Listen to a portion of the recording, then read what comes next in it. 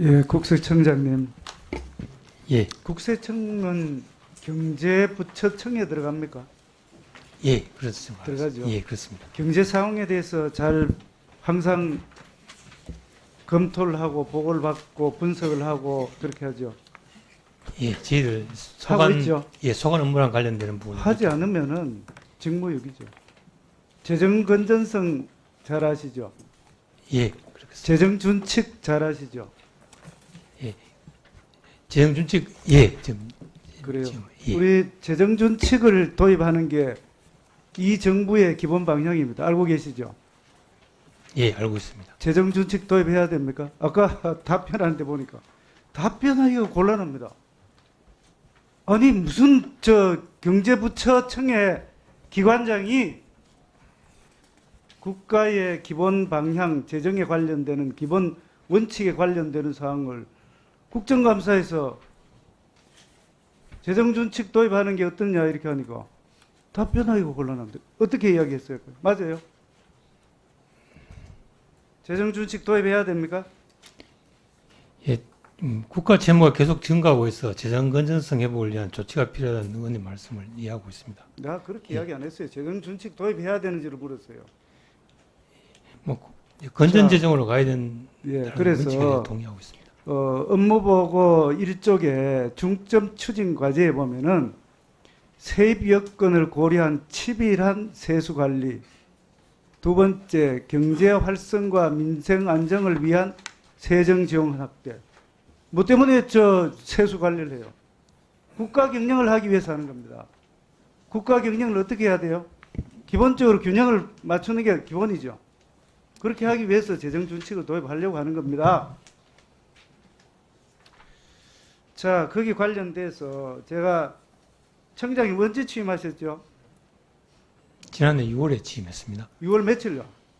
두루뭉술하지 하지 말고요. 아니, 13, 자기 취임했는 날짜도 지금 예, 몰라가지고 6월 지금 물어보고 있어요. 13일입니다. 예? 13일입니다. 6월 14일, 13일. 6월 13일. 제가 청장님 취임사를 다 읽어봤어요. 취임사 기억합니까? 기억하시겠죠? 그래서 지금 현재 세수 사정이 굉장히 안 좋아서 좀 전에 많은 의원님들이 원래 세수 전체 예산 대비해 갖고 얼마 부족할 건가 뭐 펑크라는 이야기를 합니다만 뭐 59조 천억이다. 정부에서는 59조 천억을 정식으로 발표를 했어요. 그런데 한 60조 된다 이렇게 하는데 치밀한 세수 관리를 위해서는 그렇게 하지 않으면은 국세청장과 국세청은 직무유기를 하는 겁니다. 맞아요. 그래서 이 관련되는 치밀한 세수 관리를 위해서 지금 보니까 지난 5년간 연평균 5조 원 상당의 과원합 세금 환급금 지급됐어요. 맞죠? 예, 그렇습니다. 그래서 이렇게 될 때에 이제 과세 예고 통지 등이 적법한지를 다투는 게 과세전 적부심, 또 과세 관청의 처분이 위법 또는 부당한지를 다투는 게 이의신청 또는 심사 청구 맞죠, 그죠? 예, 이게 지금 보니까 이 전체 심사 대상 4건 중에 1건 정도가 인용이 돼요. 그건 결국은 세금부가 잘못했다는 겁니다. 맞아요? 예. 그럼 앞으로 이 세금부가 어떻게 하실 거고 여기에 관련돼서 어떻게 하실 겁니까? 좀 이렇게 불복해서 패소하는 비율을 좀 낮추기 위해서 좀 가세전에 어떻게 제일 낮출 좀 거예요? 신중하게. 신중하게 하지 말고 어떻게 낮출 거예요? 구체적으로 무슨 적이 있습니까?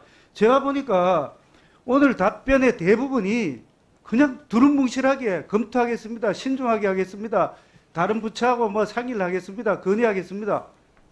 아니 그럴 것 같으면 누가 답변을 못 하겠어요. 그래서 관련되는 거 보니까 국세청이 부실과세 근절 매뉴얼도 작성해야 된다. 과세 품질 혁신 추진단도 운영한다. 이렇게 되어 있는데 뚜렷한 성과가 없어요. 무슨 성과 있습니까? 알고 계세요? 이거 매뉴얼하고 추진단 구성되어 있는 거? 예. 지금 어떤 그 성과가 있어요? 지금 저희들이 이제 뭐 이제 소송 결과까지도 사실 직원 평가에 반영할 수 있도록 여러 가지 좀 그런 이제 동기부여 시스템도 만들고 그래서 제가 청장님 저 취임사를 보면은 과거의 그 청장들하고 취임사를 전부 다 비교를 다 해봤어요. 세수 관리를 이렇게 철저히 한다라고 보고서는 되어 있는데 실제로 세원 관리에 관련돼서 그런 노력이 전혀 보이질 않아요. 이 내용에 청장님 그 취임사에도 마찬가지입니다. 아주 그냥 현상 유지적으로 소극적으로 그냥 가겠다는 그런 취지의 취임사라고 저는 그렇게 이해를 하고 있습니다. 근데 세수 관리 철저히 해야 되면은 지금 현재 이제까지 저 연체된 전체 체납되는 게 얼마죠? 지난번에도 제가 이야기를 했어요. 102조입니다. 102조인데 이걸 어떻게 더 징수할 것인지 지금 세수가 잘 안 되면은 추정이라든지 또는 앞으로의 미래에 관련되는 사항, 미래 관련되는 사항도 물어보니 그거는 우리 게 아니고요. 뭐 저 기획재정부 그렇게 하겠죠. 그러면은 확정 또는 이미 잘못됐고 부과했던 거에 대해서는 징수를 해야 될 거 아닙니까? 근데 그런 부분들이 있어서도 성과가 별로 없어요. 그래서 급감하는 세수 관련돼서는 경제사정이라든지 또는 앞으로의 경제 상황이 달라짐에 따라서 줄어들 수 있고 늘어들 수 있어요. 결과적으로는 나중에 결과가 나오기 때문에. 그런데 기존에 나와 있던 사항에 대해서는 징수를 해야 될 거 아니겠습니까? 그런 논의가 없다는 거예요. 자, 그 부분은 나중에 추가적으로 하도록 하고요. 계속 할 겁니다. 상임위에서. 오늘은 그 국세청의 민간위원들 관련돼서 그 과세 품질 향상이라든지 납세자 권리 구제 그 세 가지 그 위원회에 관련된 사항입니다. 국세심사위원회 운영하고 있죠. 예, 거기에 보면은 국세심사위원회 해촉 요건이 한 5가지 정도예요. 이거 비공개로 운영을 하도록 되어 있습니다. 맞아요? 예. 그런데 저 서울청장님 한번 보시죠. 여기에 보면은 거기에 강서 세무서에 위촉 사진을 딱 공개를 해놨어요. 국세청 홈페이지에 제가 확인을 했습니다. 아니 이렇게 비공개로 한다고 하고 난 뒤에 오히려 국세청이 공개를 조장하고 또 이런 위원들이 이제 내가 이 위원회에 위촉이 됐다 이렇게 하면은 관련되는 그 영업이 좀 잘 되는 모이죠. 청장님, 본청장님. 예. 이렇게 돼요. 이 알려지면은 저 영업이 더 잘 됩니까? 뭐 그러진 않을 것으로 생각합니다. 그래, 예.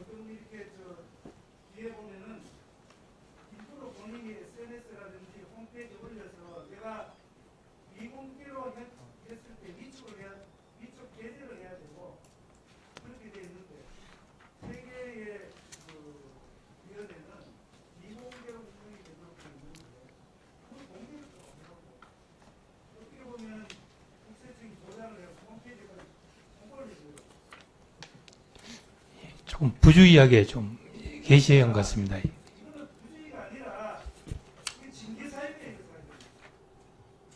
그리고 국세청장에 관련된 실사 문제 인대적인 관련된 자기 규정으로 지키지 못하면서 어떻게 다른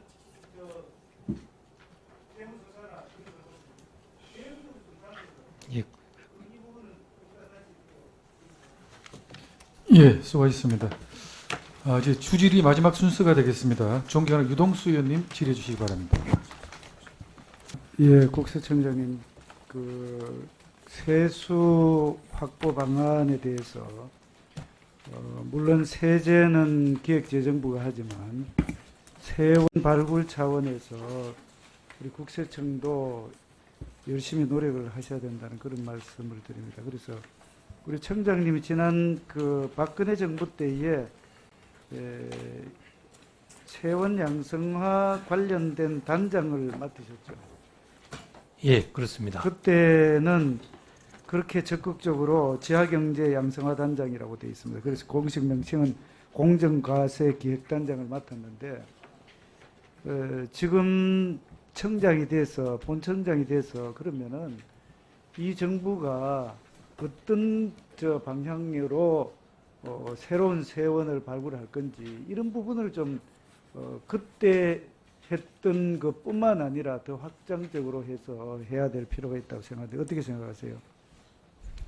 예, 그렇게 해주십시오. 예, 지금 그렇게 보니까 저는 오히려 제가 아까도 좀 소리가 높았습니다만 청장님께서 하시는 물론 뭐 내부적으로는 제가 어떻게 더 구체적으로 하신지 잘 모르겠지만 우리 기재위에 와서 답변하시고 또 국정감사 때 답변하시는 거 보면은 너무나 소극적이고 현상 유지적이고 그런 느낌을 받을 수밖에 없습니다. 그렇기 때문에 세원 발굴 차원이 세정 차원에서 어떻게 할 것인지를 종합감사 때까지 지금 아까도 제가 말씀을 드렸듯이 지금 전체 누적 체납액이 102조입니다. 물론 그 중에 좀 더 처리가 돼서 뭐 어차피 못 받는 것도 있고 이렇게 한데 그런 부분에 대해서 종합감사 때까지 방안을 구체적인 방안을 그 구체적인 방안 중에 한 개에서 부가 징수할 때에 구체적으로 어떻게 하는지 일선에 계신 분들이 가장 잘 알아요. 제가 그 중에 한 개가 부가가치세의 경우에 어떻게 하겠다는 것은 지난번에도 말씀을 드렸는데 그렇게 좀 하시고 그 다음에는 그 국세청에서 지방청도 마찬가지입니다만 국세청의 위원회들이 민간위원회 위원들이 사실은 이 비공개 원칙을 어기고 사실상 자신들 알리기에 바쁜 그런 행태를 보이고 있습니다. 그래서 공정하고 투명한 위원회 운영에 사실상 걸림돌이 되고 있다는 그런 말씀을 드립니다. 저 PPT 한번 띄워주시죠. 그 중에서 보면은 지금 시간이 없어서 나중에 이거는 서면 지료로 넣겠습니다. 그 세 가지 그 국세심사위원회하고 납세자 보호위원회, 조세범칙조사심의위원회 이 세 가지 위원회의 규정이 조금씩 달라요.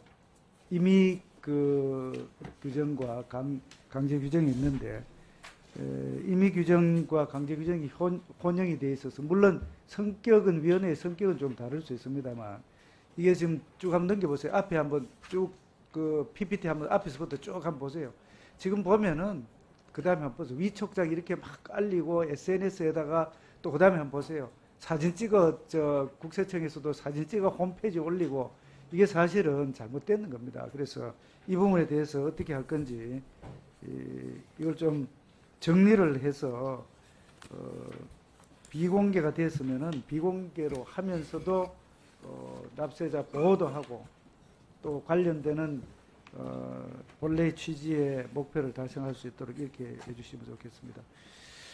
그 다음에 간단한 거지만 한 가지 좀 여쭤볼 게 뭐냐면은 우리 납세자들이 그 납세 협력 비용을 얼마나 부담을 하는지를 이렇게 용역을 하는데 지난번에 2017년 7월 27일 날부터 2018년 8월 31일 날까지 국세 행정에 대한 제3차 납세 협력 비용 측정 그 용역을 했어요. 근데 그 용역을 하게 되면은 모델을 먼저 만들고 실제로 비용이 얼마 되는지를 이걸 같이 통으로 해야 되지 않습니까? 그런데 이번에 4차 국세행정에 대한 납세협력 비용 측정은 이걸 두 개 쪼갰어요. 쪼갰는데 이게 희한하게 측정 모델이 아직 만들어지지 않았는데도 불구하고 그 납세협력 비용이 얼마인지를 하는 그 용역이 미리 발주가 됐어요. 이게 말이 됩니까? 청장님 알고 계신가요? 예, 같이 발주된 걸로 그렇게 알고 있습니다. 저도 1번 주세요. 그래서 이거는 말이 안 되는 소리입니다. 뭐 때문에 그런지를 나중에 답변을 주세요. 그렇게 하시고 그 다음에 명단 공개제도 지금 보면은 이것도 나중에 서면 지를 넣겠습니다. 이 명단 공개가 지금 한 네 가지 정도 되잖아요, 그죠? 예. 체납자들 명단 보게 되는데 이 부분도 보면은 고액 상습 체납자 징수율이 6%밖에 안 돼요. 6.1%입니다. 이게 너무 낮은 수준이고 이거는 어떻게 더 높일 수 있을지에 대해서 이거야말로 세정 아니겠어요, 그죠? 그래서 아까 여러 가지 이야기를 하시면서 세제 관련되는 사항들을 뭐 쭉 이렇게 하니까 기재부에 건의도 하고 하겠다는데 뭐 당연히 하셔야죠. 일선에 계시는 분들이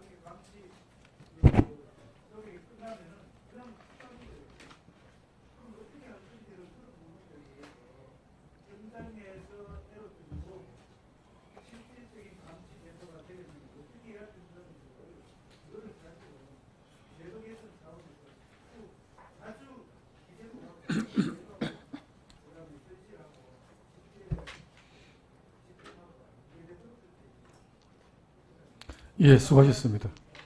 예, 의원님 말씀하신 사항들 여러 가지 말씀을 많이 하셨는 걸 다 저희들이 한번 연구를 하고 또 검토를 해서 다시 보고 드리도록 그렇게.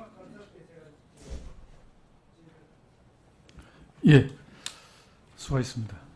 예, 오늘 1차 보충 질의의 마지막 순서가 되겠습니다. 유동수 의원님 질의 주시기 바랍니다.